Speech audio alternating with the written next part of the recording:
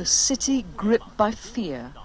A day after deadly ethnic riots, Han Chinese and Muslim Uyghurs are coming to terms with the worst ethnic violence in the country in decades. Thousands of riot police are patrolling the streets of Urumqi and authorities have arrested hundreds of protesters. All ethnic violence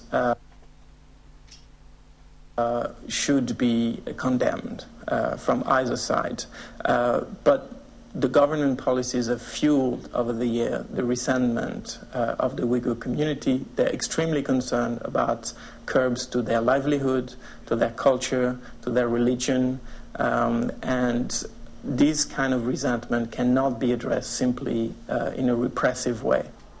The government blames businesswoman Rabia Kadir, the Uyghurs' leader who is living in exile in the United States.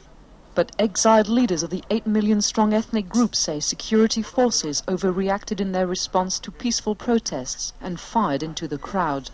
Human rights groups are concerned authorities are launching a brutal clampdown similar to the one following the March 2008 Tibet riots and will not address some of the shortfalls of their ethnic policies.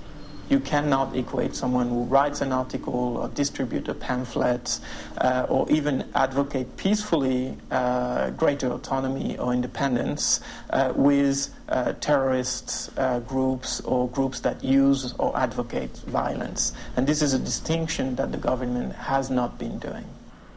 This year has special significance. It marks 60 years since communist troops entered Xinjiang, which borders Central Asia. As in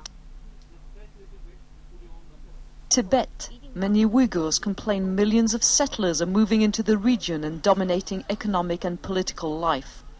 But for Chinese residents of Urumqi, the bloody riots come as a real shock.